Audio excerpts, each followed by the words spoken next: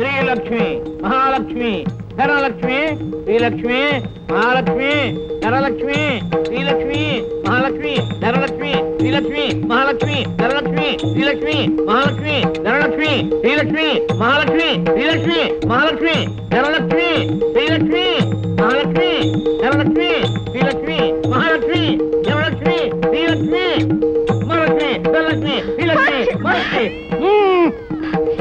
ఏమిటి నాన్న ఈ అవతారం? ఎక్కడికి వెళ్తున్నావు?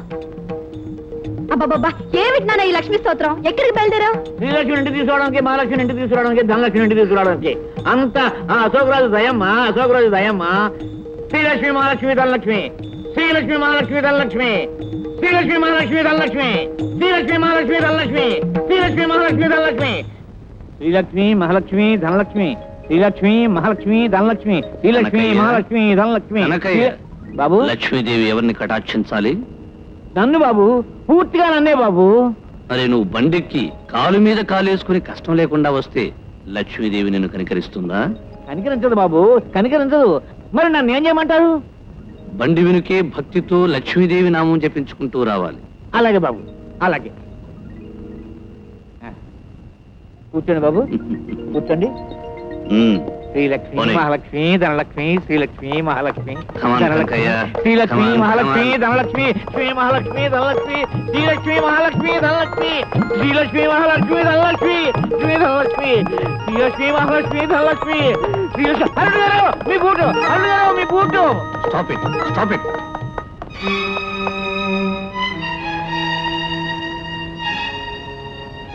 ఇలా తప్పు బాబు తప్పు, నేనే తడుతా. కనకయ్య ఆలస్యం చేస్తే ఆ లక్ష్మీదేవి నువ్వు దొరకదు.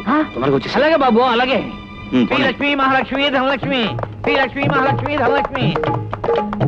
కనకయ్య కనకయ్య ఈ రాయి కింద ఆ మహాలక్ష్మి పాపం చేస్తుంది. పెద్ద రాయి కింద పెద్ద నిధి, చిన్న రాయి కింద చిన్న నిధి ఉంది. నీకే రాయి కావాలో అవేవి వద్దు, నాకు ఈ పెద్ద రాయే కావాలి, ఈ పెద్ద నిధే కావాలి. లక్ష్మి లక్ష్మి మహాలక్ష్మి మహాలక్ష్మి. ఇంకా ఆలస్యం దేనికి? పని ప్రారంభించు. లక్ష్మి చూడు, ఈ మొత్తం రాయిని నువ్వు ఒక్కడివి బద్దలు కొడితేనే ఆ లక్ష్మీదేవి కనికరిస్తుంది, కటాక్షిస్తుంది.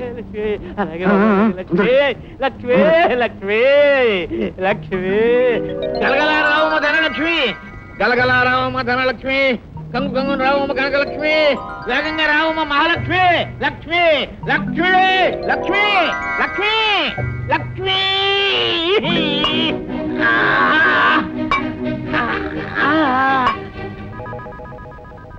రాత్రనగా వెళ్ళాడు నాన్న, ఇంకా రాలేదు. ఎక్కడున్నాడో?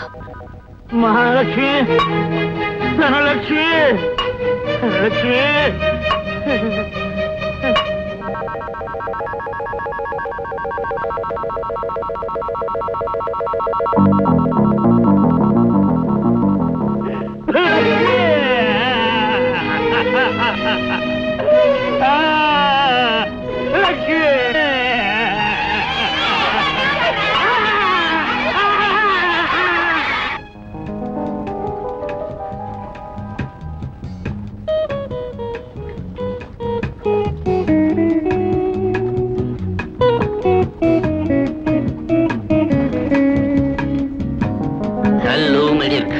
Welcome to my Kingdom.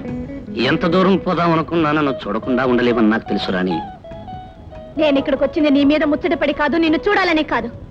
మా నాన్న ఎక్కడా? మీ నాన్న? Oh that crack. మర్యాదగా మాట్లాడు. ఆయన ఎక్కడున్నాడు? పోయే వయసులో కూడా ఆశ చావక ఐశ్వర్యం కోసం గుండు మెట్ట మీద ఉన్నాడు. ఎక్కడుందా మెట్ట? నాతో వస్తే చూపిస్తాను. ఒక్క ఆ మెట్ట ఏమిటి, స్వర్గం కూడా చూపిస్తాను. వస్తావా? అసలు నేను ఇక్కడికి రావడమే నా తప్పు. తప్పనిసరి వచ్చాను. ఆ మెట్ట ఎక్కడుందో నేను తెలుసుకోగలను.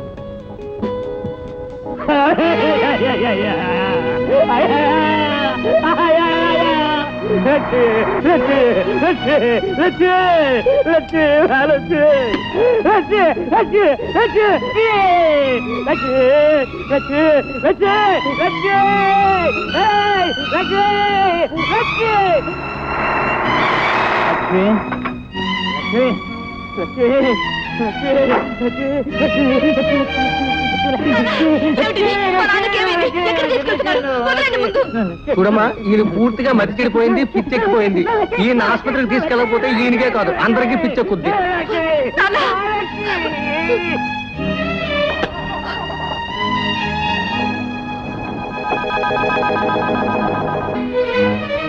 అశోక్ రాజ్, హలో రాణి, ఏమిటిలా వచ్చావు? మిస్టర్ అశోక్ రాజ్, హఠాత్తుగా మెరిసిన మెరుపులాగా, బెన్నెట్లో ముంచుకొచ్చిన చీకటిలాగా నువ్వు ఈ ఊరికొచ్చి ఇంత పెద్ద బంగ్లా కట్టి యమలోకాని పేరు పెట్టి 10 మందిని పిలిచిన మొదటి రోజునే అనుకున్నాను నువ్వేదో కారణం మీదే ఈ ఊరికొచ్చావని. నీ రూపం, ఆకారం నాకు తెలిసిన ఒకప్పటి అమాయక మనిషిని పోలి ఉంది. అందుకే నిన్ను నొప్పించడానికి కూడా నా మనసు ఒప్పలేదు. ఈ బంగ్లాలోకి అడుగు పెట్టిన నరసింహం కనిపించకుండా పోయాడు. ఇక్కడకు ప్రవేశించిన లింగయ్య తిరిగి రానేలేదు. ఏమైపోయాడో ఎవరికీ తెలీదు. ఈ బంగ్లాలోకి అడుగు పెట్టిన నా తండ్రి పిచ్చివాడై ఆసుపత్రి పాలయ్యాడు. చెప్ప అశోక్ రాజ్, ఎవరు నువ్వు? ఆట బొమ్మలతో ఆడుకున్నట్టుగా మనుషుల జీవితాలతో ఆడుకుని అల్లకల్లోలు ఎందుకు చేస్తున్నావు? చెప్ప అశోక్ రాజ్, చెప్పు. కారణం పగ. పగబట్టిన పాము కాటేస్తుంది, దెబ్బతిన్న బెబ్బులు దెబ్బతీస్తుంది. వాటన్నిటికంటే ఎన్నో రెట్లు శక్తి కలిగిన మనిషి పగబడితే ఏం చేస్తాడో తెలియజేయాలని నేను ఈ ఊరొచ్చాను. ఎవరికీ తెలియని నువ్వు, ఎక్కడి నుంచో వచ్చిన నువ్వు ఏం అపకారం చేశారని వాళ్ళందరి మీద పగబట్టావు? చెప్పమంటావా? పుణ్యం తప్ప పాపం తెలియని మనిషి, న్యాయం తప్ప అన్యాయం చేయని మనిషి అయిన నా తండ్రిని పాపారావుతో నీ తండ్రి లింగయ్య చేతులు కలిపి నా తండ్రిని దారుణంగా ప్రాణం తీశారు. అశోక్ రాజ్, మా అమ్మ 10 కాలాల పాటు నిలుపుకోవాలనుకున్న పశువు కుంకుమను ఆ దుర్మార్గులు చెరిపేశారు. నా తండ్రి దగ్గరుండి పెళ్లి చేసి ఆశీర్వదించి పంపించవలసిన నా చెల్లెలు భవిష్యత్తు చీకటి చేసేశారు. నోటి మాట లేని మూగవాడని తెలిసి ఆ కిరాతకులు నన్ను బాధ పెట్టారు, కొట్టారు, హింసించారు. నేను కాళ్ళ మీద పడితే తోసేశారు. ఆవేదనతో బాధపడుతున్న నా మీద అన్యాయంగా హత్యానేరం మోపి జైలుకు పంపించారు. రాణి, ఒక దిక్కు మొక్కు లేని కుటుంబానికి ఆధారంగా ఉండి ఒక మగవాడిని అన్యాయంగా జైలుకు పంపిస్తే ఆ మగవాడి గుండె మండదా? ఆ మగవాడి పగే ఈ రోజు వాళ్ళ బ్రతుకుల పాలిట మండే మంటగా మారి మసి చేస్తుంది. అంటే రామయ్య కొడుకు మూగ నాగరాజు నువ్వేనా? అవును. అయితే నీకీ మాటలో రాణి, లోకంలో ఇంకా అక్కడక్కడ మనసున్న మనుషులు, మహానుభావులు ఉన్నారు కాబట్టి ఈ లోకం ఎలాగైనా ఉంది. ఒకసారి నేను సాయం చేసిన పరంధామయ్య గారు నా పాలిట దైవమయ్యారు. నేను లాకప్లో ఉండగా ఒకరోజు. అవును ఇన్స్పెక్టర్ గారు, అతను ఏ తప్పు చేయలేదని నా నమ్మకం. అది చెప్పుకోవడానికి అతని నోరు లేదు. షాక్ ట్రీట్మెంట్ ఇస్తే మళ్ళీ మాట వస్తుందని డాక్టర్ గారు నాతో చెప్పారు. అతని ట్రీట్మెంట్ కావాల్సిన ఖర్చులని నేను భరిస్తాను. దయచేసి అతను నాతో పంపండి. అతనికి జామీన్ నేనుంటాను. అలాగే సార్.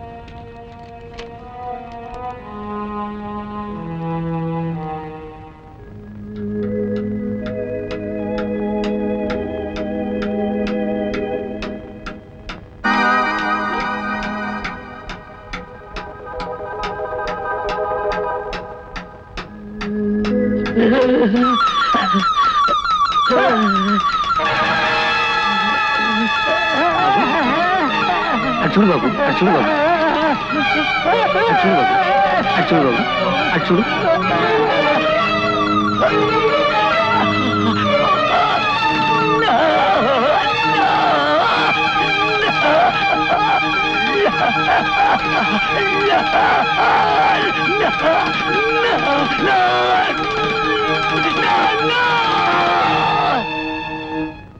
ఆ విధంగా పరంధామయ్య గారి సహాయం వలన, డాక్టర్ గారు ఇచ్చిన షాక్ ట్రీట్మెంట్ వలన మూగబోయిన నా గొంతు మళ్ళీ పలికింది. కొత్త మనిషివైన నువ్వు కొత్త జీవితాన్ని గడపక పాత మనుషుల మీద పగతో ఇక్కడికి ఎందుకు వచ్చావు? రాణి, రాతి మీదున్న అక్షరాలు ఎప్పటికైనా చెరిగిపోవచ్చేమో గాని నా మనస్సు మీద పడ్డ ముద్రలు మాత్రం ఎప్పటికీ మాసిపోవు, చెరిగిపోవు. ఆ రాక్షసులు చూపిన క్రూరత్వం, వాళ్ళు చేసిన అన్యాయం, వాళ్ళు పెట్టిన బాధలు అన్నీ ముద్రపడ్డట్టే. నువ్వు ఒక దేవతలాగా నా మీద చూపిన ప్రేమ, నా మీద చూపిన మమత, నా మీద చూపిన అనురాగం చెరగకుండా అవి మనసులోనే ఉండిపోయాయి. గుండె ఆగిపోయేంత వరకు అవి గుండెలోనే ఉండిపోతాయి రాణి, గుండెలోనే ఉండిపోతాయి. నాగరాజు,